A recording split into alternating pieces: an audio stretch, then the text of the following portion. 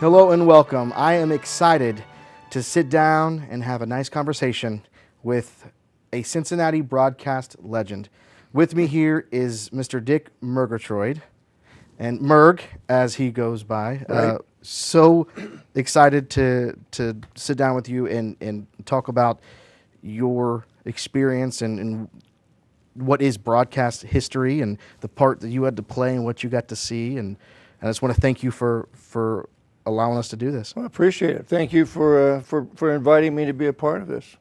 All right, Murg, share with us, how did this all start? It's funny when you look back from today to where I came from, and the interesting thing is I didn't plan any of it. You know, I mean, it all just kind of happened. I mean, when I started in high school. You got lost. Is it you got lost and just wandered into Well, a radio booth? I did kind of. Well, I did kind of because I was never good at sports. So because I wanted to be. I was one of those, but if I was too tall and skinny, so football they would have broken me in two about the first game. And then I was not coordinated enough for basketball because my science teacher was the basketball coach, and he wanted me to be a basketball player so bad because I was tall. Until I tried out, and then he realized I should take up something else. So I spent a lot of time being in the theater and productions and things of that sort. And I enjoyed that.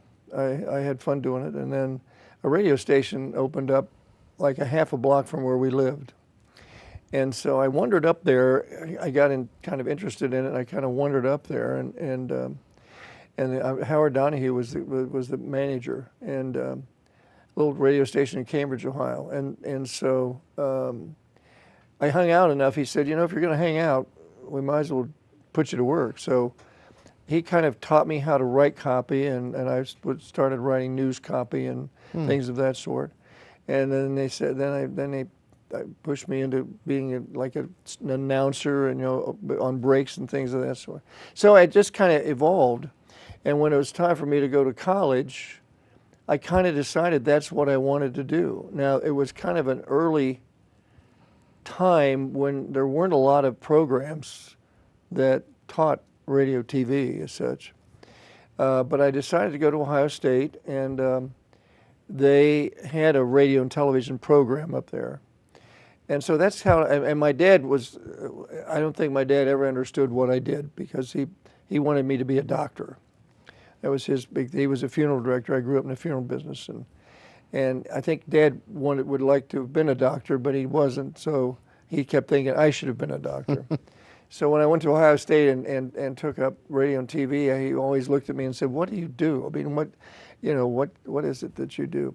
But that's how I kind of got into it. I kind of backed into it, and I really loved it. And it was at a time when, it was still. This was in the early '50s. I graduated in '55 from high school. And so when I went to Ohio State, I knew that one of the guys that had gone to school where I did was working at the radio station. He said, "Hey, you ought to come over to WSU Radio and get a job." So my freshman year, I went to work at WSU Radio as an announcer. And then television came along when I was a sophomore. They opened up the television station at Ohio State. And so they said, "You want to be in TV?" And we said, "Sure, why not?" So that's how we kind of got started. And we had the opportunity there because it was a educational TV station, UHF. Back in those days, they had UHF and VHF stations. So in order to see the station, you had to have a converter in order to watch UHF. So the signal was not the greatest. So we didn't have much of an audience. I mean, it was smooth, few and far between. But we did everything. We ran camera. We learned to light. They threw us on camera, to be talent. And I started directing.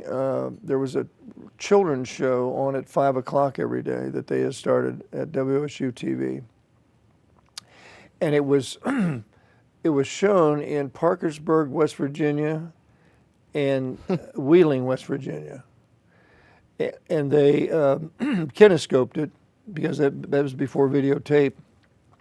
So they kinescoped. And kinescope was just like it was put on film off of the television screen, and it was registered such that it would be registered for TV. So, and then they would send that down to Parkersburg and they would show the show in those cities. So the guy that was the director on the show loved to do puppets. And so after I'd been there a little while, he said, and he decided that it was called the 5 and 10. And so he said, I'm going to start doing puppets on the show. So you're going to direct. And so all of a sudden one day he said, here's the headset.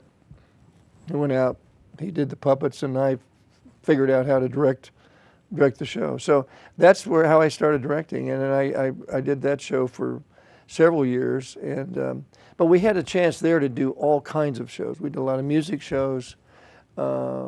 We did I did the children's show, and we did a lot of talk shows. I mean, we did so we got a chance to do a whole lot of stuff, and that kind of introduced me into sports because they decided they wanted to do Ohio State football. And so they said, who wants to do football? And I said, why not? I'll do it. Wow. And so, you learned by doing it. I mean, there was nobody to teach you.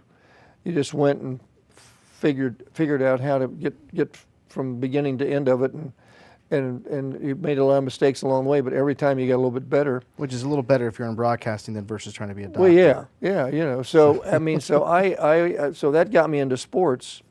And then, was the birth of TV at OSU, how was that as far as just TV in general? Was it years later, or was it kind of congruent? No, it was kind of congruent because this would have been in the late 50s, and so television was still kind of feeling its way and learning its way, and now the commercial stations in town were a little further along than what we were at OSU, and I ended up getting hired by the commercial stations because there weren't a lot of guys who had much directing experience, and so I used to go down. In fact, at one time there were 2 morning children's shows at WTVN in Columbus, which was Taft. So I went in the morning. I went down there and did the 8 o'clock show, which was Janie Jingles, and then at 9 o'clock I did one called Cinderella, which was a spinoff of Uncle Al, because she played the accordion. She used to be on the Uncle Al show, Janet Green. So she played the accordion, so they started kind of an Uncle Al show with Cinderella in Columbus. And the way TVN was set up is they were all one camera. It was all black and white. And so, and they had 2 studios, and they had a garage door that went down between the studios. So we did Janie Jingles in the one studio, and then they would raise the garage door on the break. We would push the camera through to Cinderella, close the garage door, and then we did Cinderella. So I did that for a while. I mean, they got into bowling, so I did bowling shows for several years, and with them. And I want to get back to the football thing, and I didn't mean to interrupt you there, but you look at collegiate sports broadcasting now. I mean, it's a billion-dollar industry. Yeah. You were there as part of the original Ohio State football broadcast. Yeah. What was that like? Well, I mean, it was because we started out in black and white, and so we did it in black and white, and then we thought we were doing great things. We had 2 cameras, and both of them were on top of the press box, and so that was, and not to get too technical, but that was before they had zoom lenses. Wow. So you had fixed lenses. So every time you wanted to change shots, you had to change the lens on the camera. So it wasn't, you couldn't adjust it, and so it was simple but football. And now today they use 15 cameras, and I mean they've all got all kind of cameras, all kind of effects, all kind of instant replay. I mean, I look at it today and I say, my gosh, we were just like the beginning of the world when we did it. And then when color came along, then we had to dye the grass because it didn't show up as green in the early days with the color tubes. So we had to dye the grass so it looked more green. And then we had to. So you were literally affecting the real world, yeah, because of how it showed up on TV. On the TV world. And we then the issue we had there then, first of all, those cameras were huge. The first early cameras, they had literally three cables coming out of those cameras, and so they were huge, and just to get them on top of the press box was a major, like moving a tank. And then again, zoom lenses finally came into being, which was great. But then you had to stop a camera down and realign it during the games when the sun when the shadows would start to come on the field. That would impact the color temperature also. Wow. So you'd have to shut a camera down, let them realign that camera to that color temperature.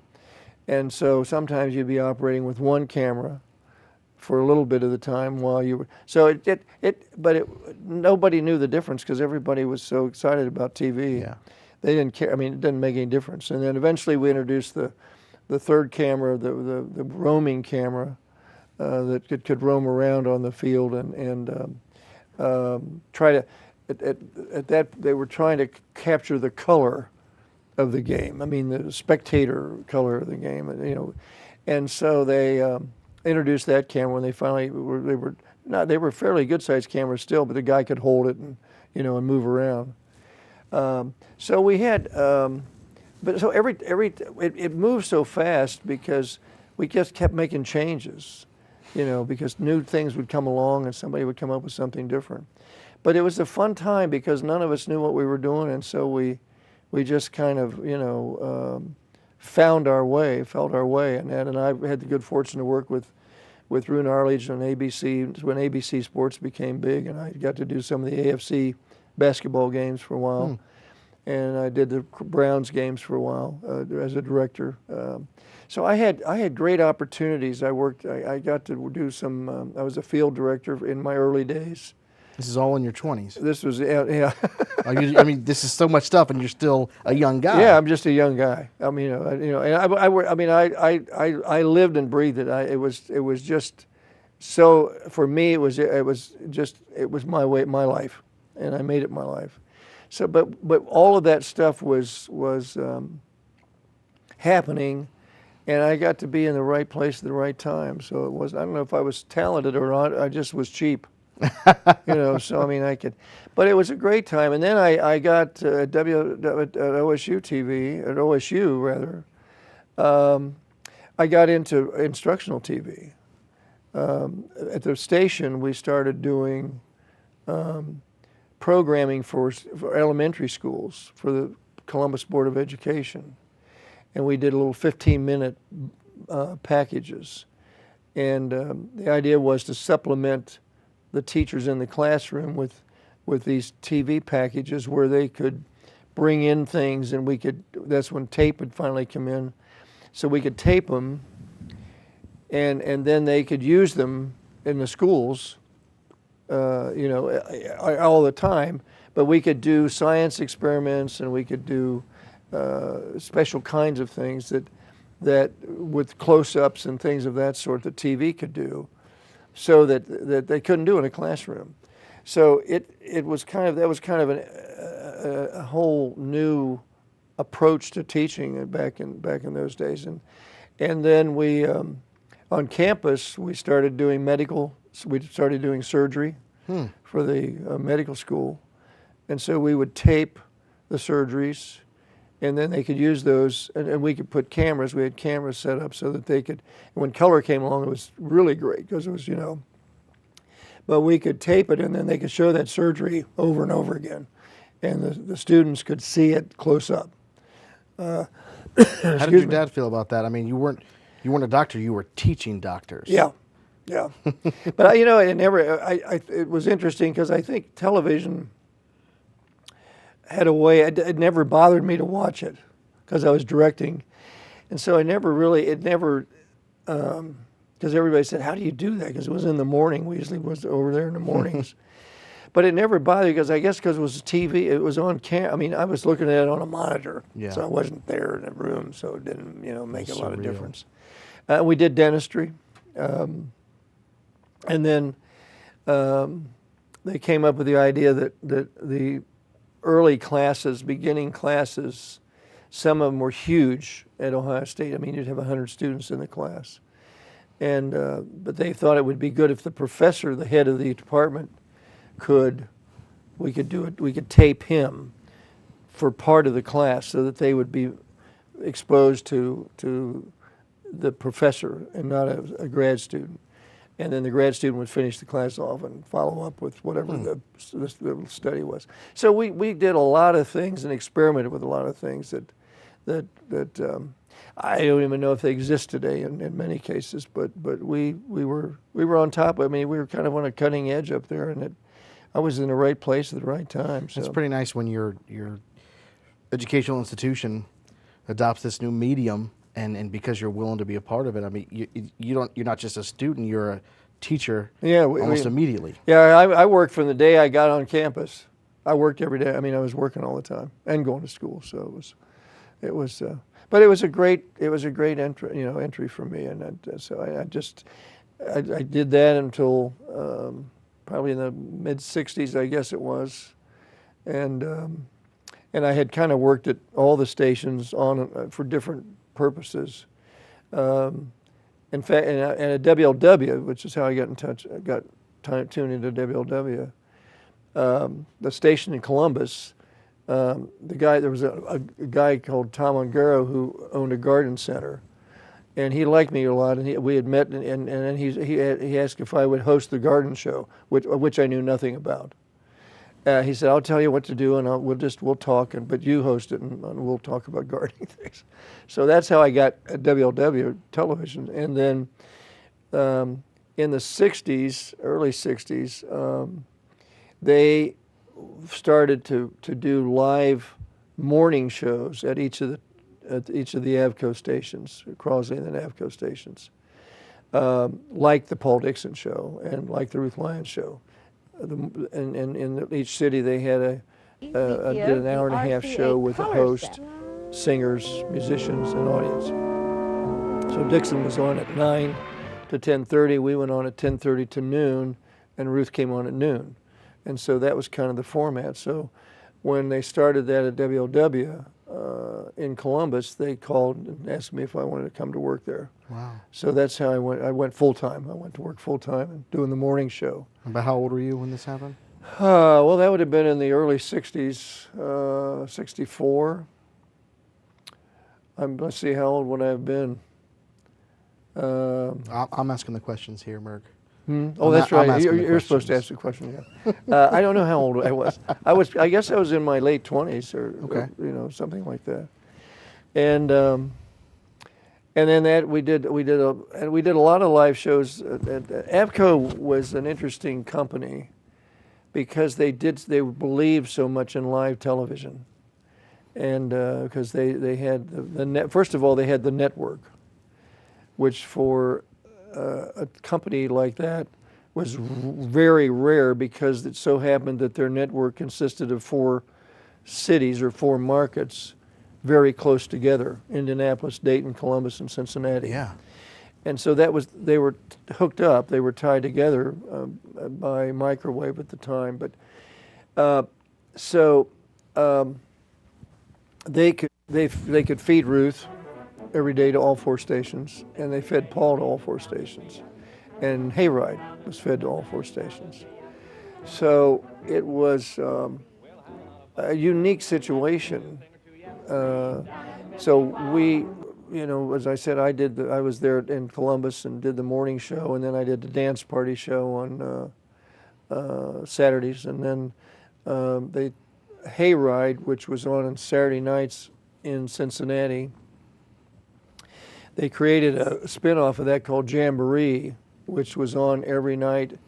We taped it ahead of time, but it was on every night at 7 o'clock in Columbus, using the Hayride people. So they would come in 2 days, and we would tape all the shows. Wow. We would do one live, and then we would tape the rest of them. And then they would run every night from 7 to 7:30. So it was a great time to be on television. It was just... the viewers at home and most people are going to, we think of a national scale because that's how everything is. But the footprint that they had at that time, how did that compare? Was that a large footprint? Was that very unique for someone to have It was. that many cities covered? It was, yeah. It really was. Westinghouse had a number of stations. I don't know that Westinghouse broadcasts as much live as we did. I mean, but they taped a lot of things. I think Douglas was syndicated through Westinghouse, but I think he was. I think, and he may have been live. I'm not sure, but Avco was live. I mean, it was fed live every day. So it was a unique. I don't think many stations had that. And Powel Crosley was the genius behind Avco. I mean, behind Crosley Broadcasting. I mean, with WLW Radio being one of the biggest stations, and at one time you could hear WLW everywhere in the country. And when TV came along, they jumped into it. It was the first television station in Cincinnati. Wow. Was WLW in 1949. So Crosley was a really creative and just, I mean, he was a pioneer for sure in developing both radio and TV. So then that continued until actually in 70s. Well, actually, I think in the late 70s, they sold the stations off. And so that network disappeared. It was no longer, it was because each station was owned by a different company. And that changed the whole complexion of what was happening with the programming we were doing and what Avco was doing. Do you feel like a step backwards in a way? Well, to a degree it was. I mean, they had to. What happened was that they were trying to get into the cartrovision business. Avco was, and so they were kind of doing battle with Sony when they were trying to come up with a smaller format of tape. And Sony won the contract, but they had put a lot of money into Avco. And so the note came due for what the loan that they had. And the only thing that they could do was sell the stations off in order to pay off that note. And so they sold the stations, and Multimedia bought the Cincinnati station, and other people bought the other 3 stations. And so for a short period of time, they maintained and fed. Al Dixon had gone off the air after his death. That show didn't stay on the air very long after that. So that wasn't impacted as much. But the Braun show was impacted because then they were carrying it, but they weren't carrying always the whole show. They were carrying a portion of the show, normally an hour of the show. So it kind of changed the whole format of the Braun show when they sold the stations off. And eventually, obviously, the Braun show went off and off the air. But it was a very unique time in broadcasting history, and I mean, the greatest time in the world to be around it. And we were so fortunate to do what we did, and I ended up coming to Cincinnati when the last year of Ruth. I was I was a director, and then I did the Braun show for all but the last few years of that show, and did Hayride, and I directed Dixon, but it was the quality of the programs. I mean, it was network quality and the quality of the talent and the musicians, and that was extraordinary. And so it was people, when people came to visit the show, they were always amazed at what we were doing in Cincinnati. Awesome. And how we did it, because we were live. There was nothing. We didn't tape the shows. I mean, they were live, and most of California and New York and that, they were, for the most part, most shows were taped. Eva Carson's show was taped, and the Parr show or whoever it was taped and was not live anymore. And so they couldn't get over the fact that we went on the air at noon and went off at 1:30, and we didn't stop. And all the commercials were live. and no copy, no teleprompters. And I remember one quick story, because I'm jumping around here, but we originated the Bronze Show from Kings Island one year. And this was, I forget the days or the times, but Dinah Shore was doing her afternoon show, her talk show. This was long after she was doing the, See the USA and the Chevrolet, when she was doing her big music show in the evenings. But so anyway, they came in to do a show at Kings Island with her. And so they were going to tape it, and they were using our setup that we used for the Bronze Show in the, I forget what, one of the areas we were in. And so anyway, we did our usual thing, and that was we came in, and we never had rehearsal to speak of. I mean, music was rehearsed ahead of time, but no rehearsal with cameras and things of that sort. We just came in. So we did the show, and the director from the Dinah Show said, I hate to bother you, but we got to get started here and kind of get set up. And that, when are you all going to do your show? And I said, we did it. He said, that was rehearsal. I said, oh, no. I said, no, that baby's done. It's gone on the air, and the audience is gone. Wow. And he said, I could never do that in a million years. I said, well, that's how we work. So they set up to do Dinah. It took them 4 hours to do an hour. Wow. Because they had stopped and started and stopped and started. And the audience, I told the guy, I said, listen, our audiences are used to coming in, sitting down, 90 minutes, leaving. And I said, you're going to be lucky if you got an audience, if you don't, move along. And by the time they finished that show, half the audience was gone. Wow. I mean, because people just weren't going to sit for 4 hours waiting, to see the same thing over again. So, but that was the beauty of it. And I think we think back, it never bothered us that it was live. It was just the way of doing it. And anytime we toward the later years with the Bronze Show, we would tape some shows now and then because of either a schedule or because of the network schedule that we weren't sure when the show was going to air. So rather than having the audience come and not being sure when it was going to go on, we would tape a show. And it always was different. It just, the adrenaline wasn't there, the spark wasn't always there, because we had done it 90 minutes, and then we would, in the afternoon, we'd come back after lunch and do another 90. And it just never was the same. So not only are you tired, but there's not that, like you said, the adrenaline rush of we have to get it right. No, it just wasn't there. I mean, we got through it, we did it, but it just wasn't the same. But and as I said, Bob was amazing. Ruth was phenomenal.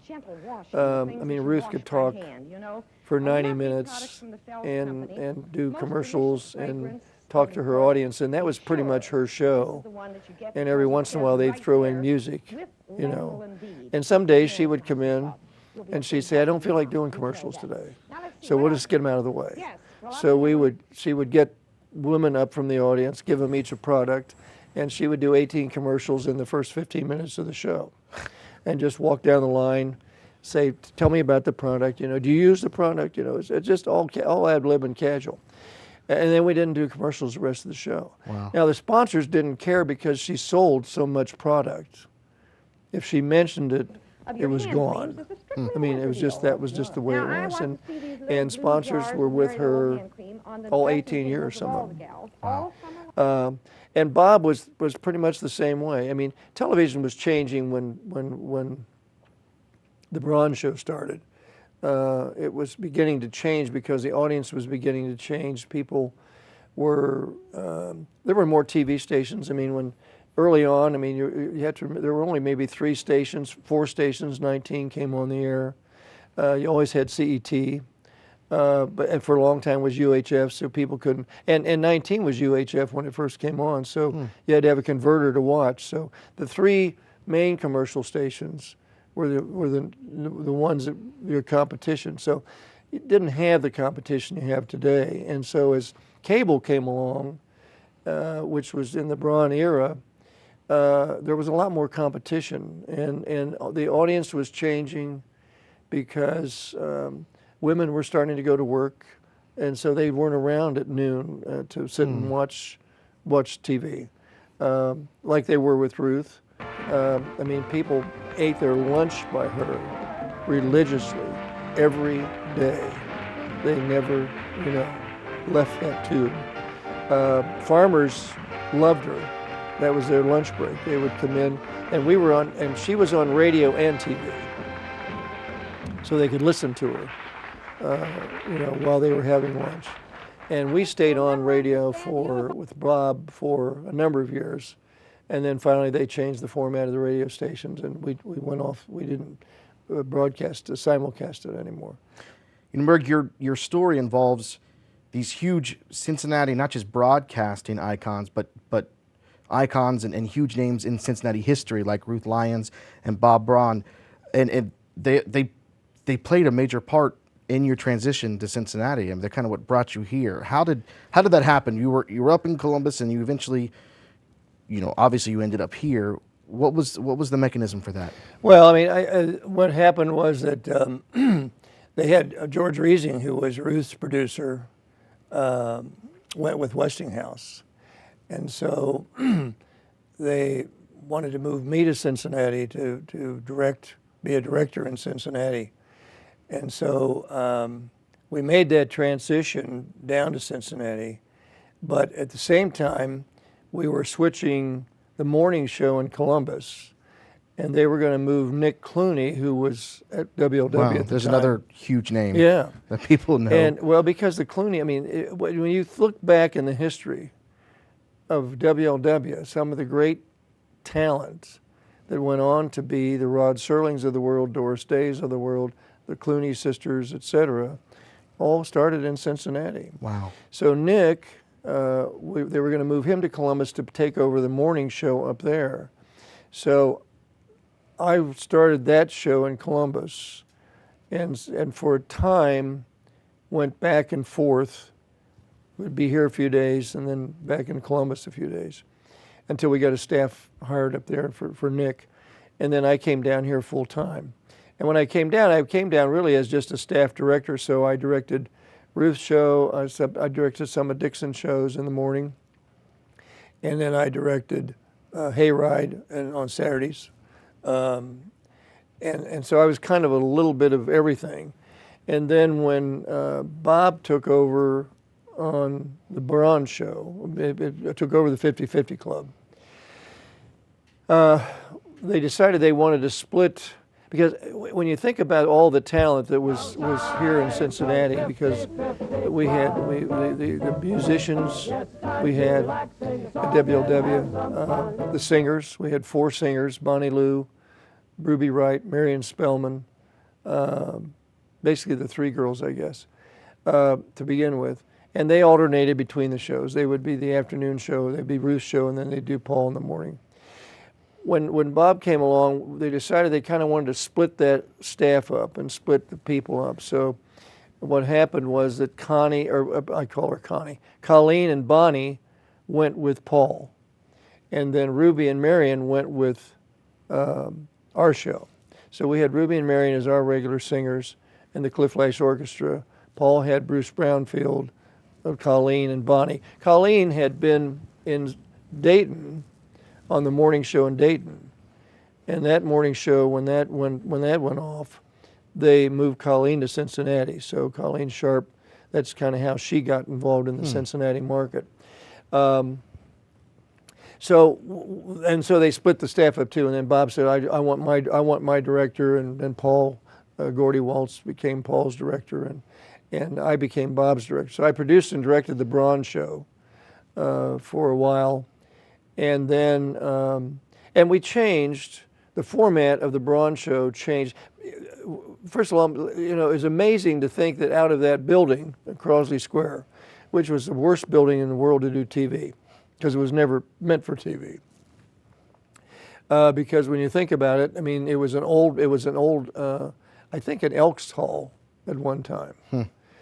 And so they converted it into a radio and TV station, and the radio studios were in the basement of the station of that building, and then the first floor was pretty much sales, and then the second floor was offices and that. Then the third floor, there was a studio on the third floor and one on the fifth floor.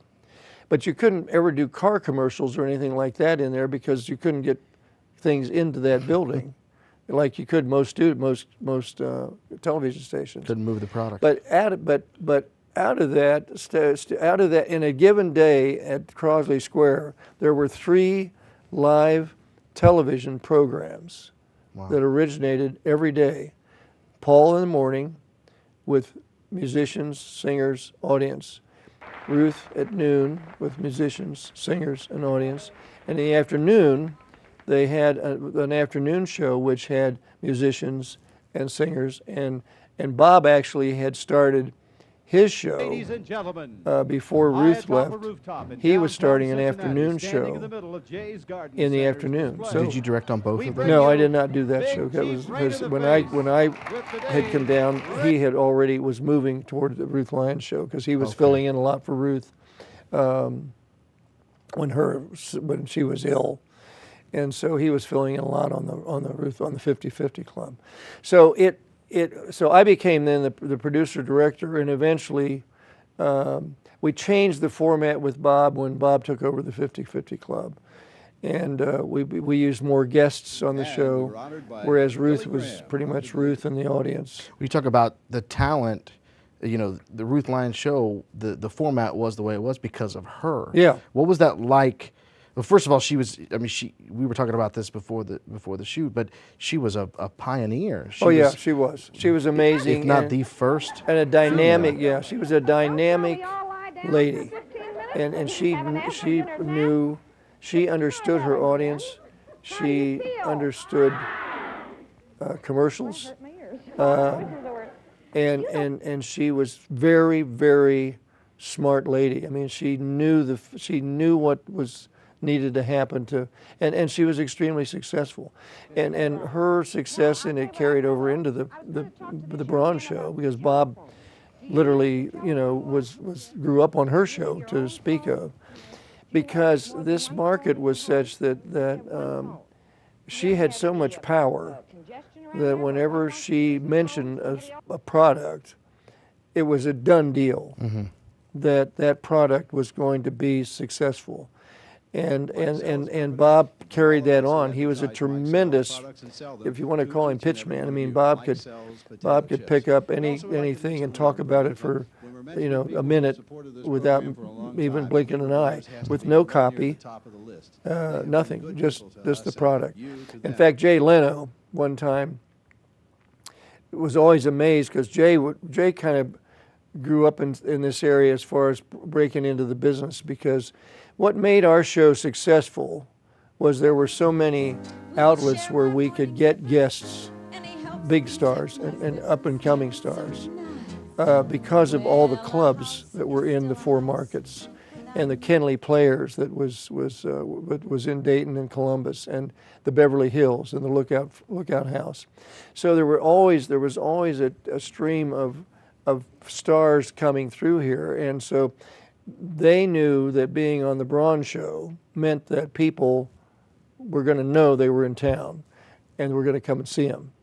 Wow. And so we got, I mean, it was, if you look back, and I'm amazed sometimes, I look back at some of the old tapes, at how many stars that walked and came through that studio, and the really big stars. And at the same time, the audience because the audience was, when we announced for tickets on the show, we would make an announcement and we would fill 3 years of tickets, 150 people a day, 5 days a week. Wow. And they never missed. There were never empty seats. They came no matter what, snow, whatever it was, they came.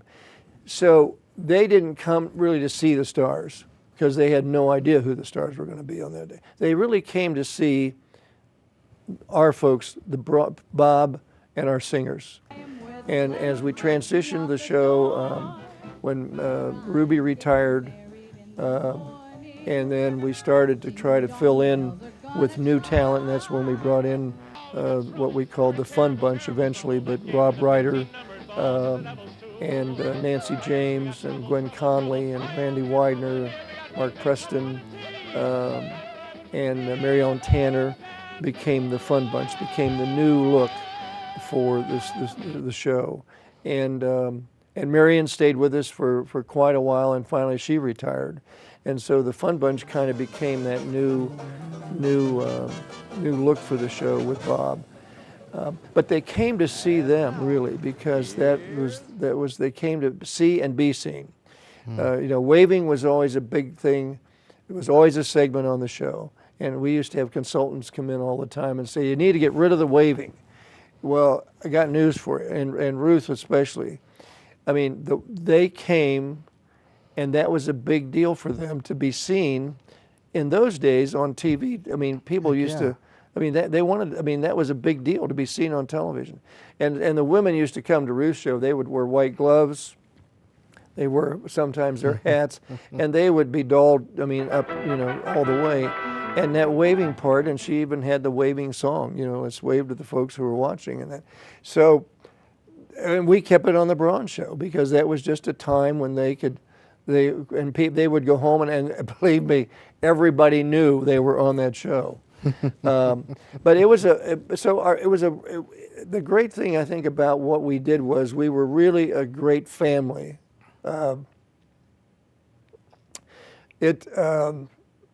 We worked together every day.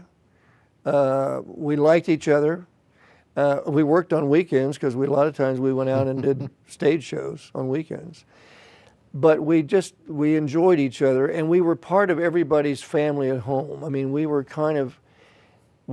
people treated us like their family. It wasn't like they saw you, they're like going crazy. There was that warm familiarity. No, because they never hesitated. I mean, when we would go out, Bob was wonderful. I mean, he was always so gracious because we would go out to eat or we would be somewhere, and people would, if they saw him, they wanted to talk to him.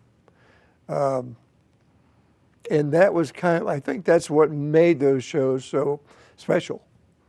And we just treated, and we still are to this day, and the ones that are left, we still are in touch with each other. We still see each other. We still talk to each other. Not too many of us are still around. But I think that was so. The audience was really, and the audience was part of the show. So when the star was on, they were excited, but it never was the thing that, And Ruth would have guests on. Bob Hope was on. Bob would go on Ruth's show a lot, and some of and Johnny Mathis. In fact, Johnny Mathis recorded one of her songs, "Wasn't the Summer Short," which became a hit. So, but again, they weren't a big part of her show. Those people came not as much as we do with Braun, because Braun we would use 3 guests a day. But we had great musicians. I remember a story when Tony Bennett came, and everybody that came on performed. And so, and a lot of times, they would get there after the show went on the air. So Bob would never have a chance to talk to him ahead of time.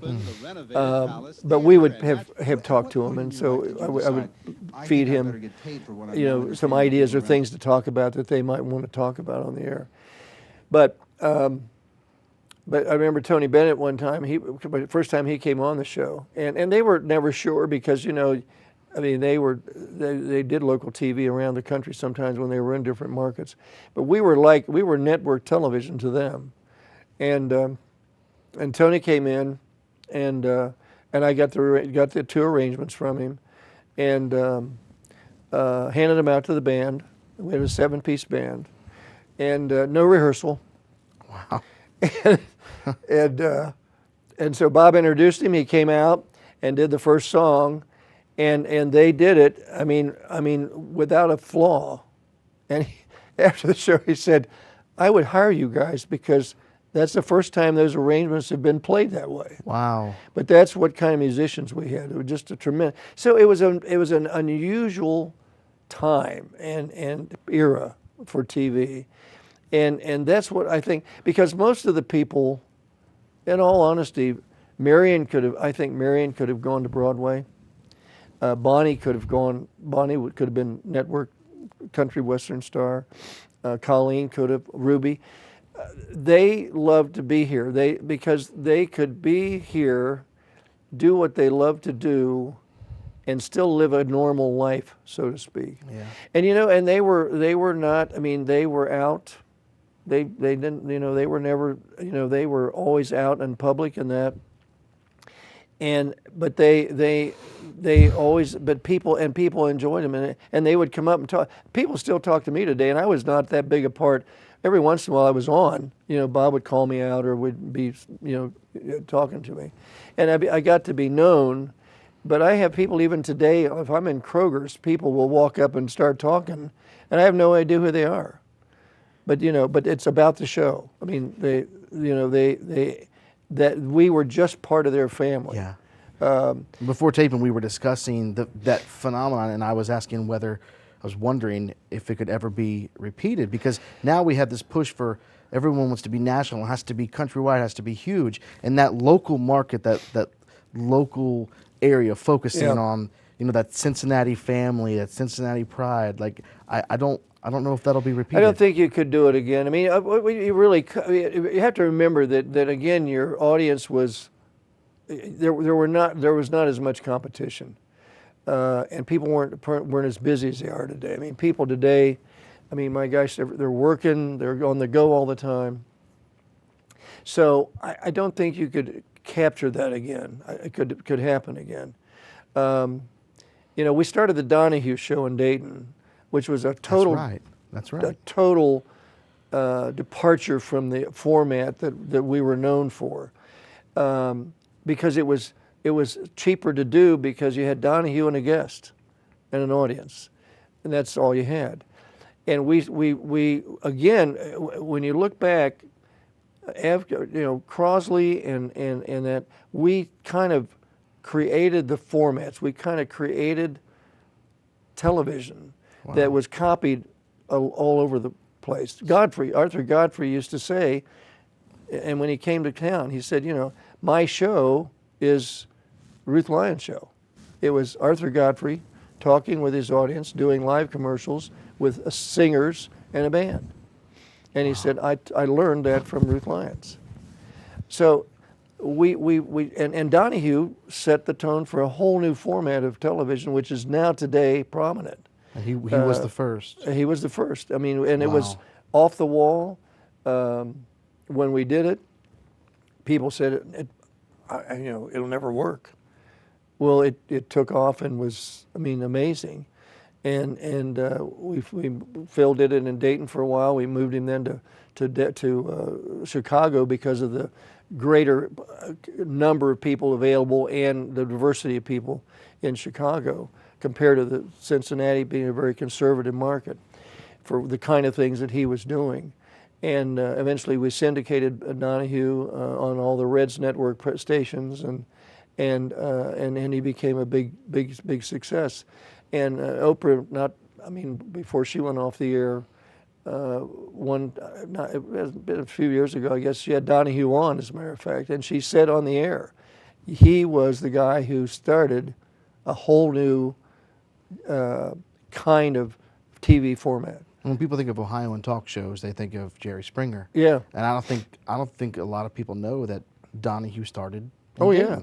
That not just Donahue, but the talk show, that format. Started with Donahue, and Jerry. Jerry started on WLW TV, doing first. I think he used to do editorials, because the guy was a brilliant writer, and he did editorials, and eventually did the news on and then and now he's been very successful. When Donahue went off the air, we filled it in with Jerry took over that show, and of course it's a whole different format now. But he's been on, my gosh, I don't know how many years he's been on. And Sally Jesse Raphael was another one of our products that Wow. was still the Donahue format. So and multimedia, when multimedia came in and bought the station, they continued, to produce the Donahue show and the Sally Jesse show, and then they opened up an office down in Nashville, and for a long time they produced the Country Music Awards and things of that sort. So, but it all came from here. I think that's what this place was just such a great place to be, and when we were to be where we were, and it doesn't exist anymore. I mean, I think it's for people trying to get into the business today, it's hard, but we lucked into it, and we had such a good time, and the fun bunch that we put together was so amazing. Every one of those young people were just each one in their own way. All of them, I think, could have gone on and had great careers in nationally, but they didn't choose to. They loved to be here and loved to do what we did every single day. And Bob could have done the same thing. I mean, Bob was an amazing. Bob could sell water. I mean, to anybody, because he was a natural, and it was. And that's what made the show so special. I mean, I mentioned Jay Leno earlier, but Jay used to kid because he said, when you go on the Braun show, he said you'll be sitting there talking to Bob about something, and all of a sudden he's got a package of wieners in his hand. He's saying, Jay, listen, how do you like a good wiener sandwich? And Jay's going, I don't, he's saying, what's going on here? The first time he's on, because we were pushing Con Wieners. He said, the next thing you know, you're part of a Con Wieners commercial. And then he said, all of a sudden, the interview's going on again. So, because it was seamless, that was just how it worked. And in fact, when Bob died, he did a beautiful piece on the Tonight Show about Bob. So it was just a great time, and you can never redo that again in a million years. I mean, it just wouldn't happen. It's one of To these have that special much times. live TV coming out of one place, one terrible building as it was, and really all around the city. I mean, because Nick came back from Columbus and ended up going on CPO, actually up against us for a while. And then he ended up going to 12 and doing news at 12, and was very successful there.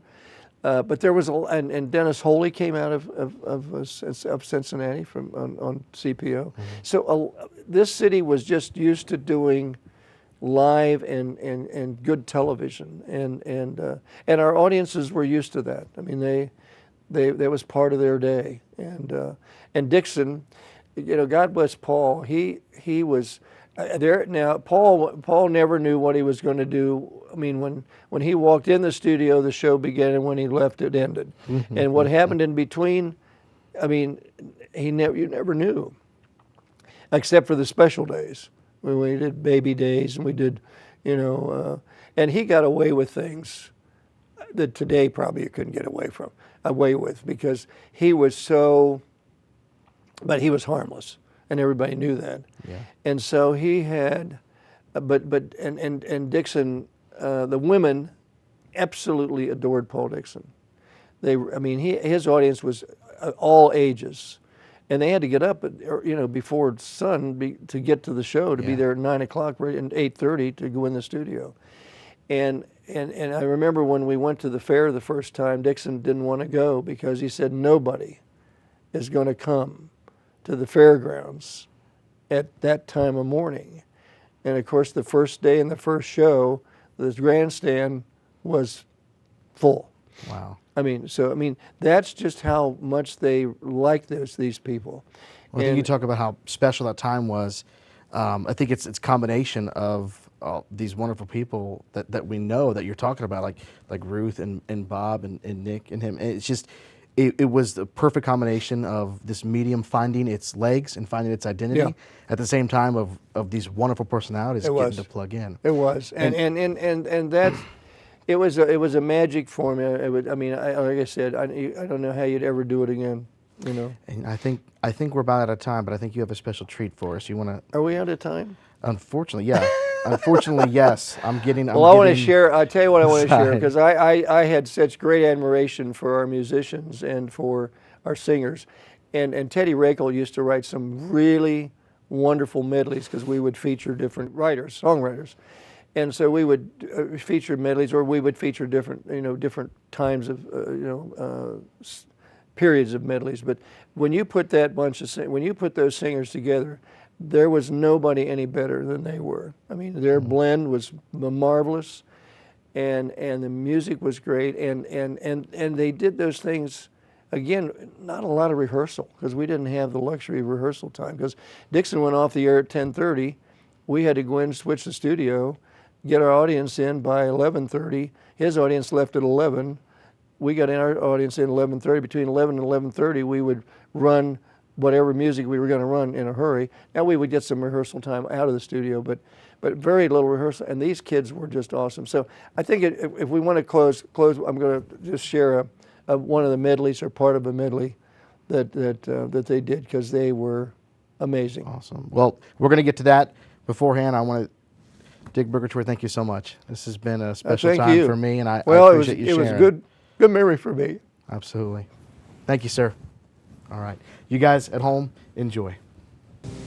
Sometimes I wonder why I spend the lonely night dreaming of a song. The melody haunts my reverie, and I am once again with you. When our love was new, and each kiss an inspiration.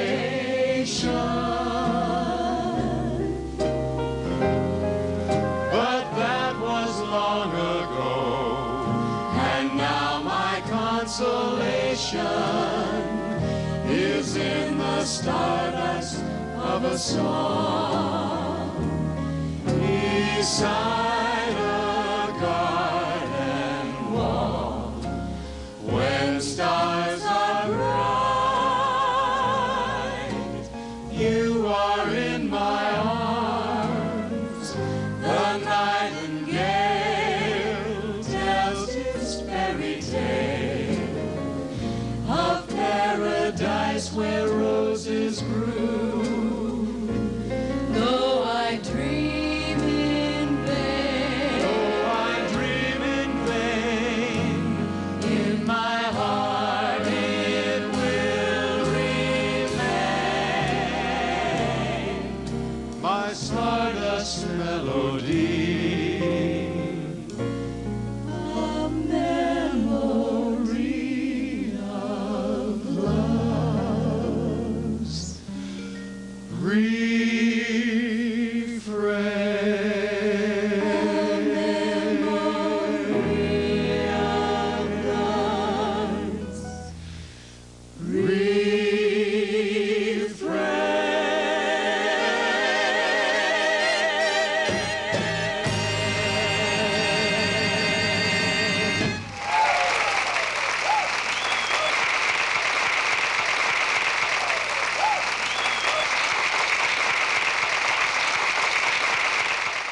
Oh, I want a loving baby, and it might as well be you. Pretty baby of mine, pretty baby of mine. Nothing could be finer than to be in Carolina in the morning. Nothing could be sweeter than my sweetie when I meet her in the morning. Sing it right. If I had Aladdin's lamp for only a day, I'd make a wish, and here's what I'd say. nothing could be finer than to be in Carolina in the morning.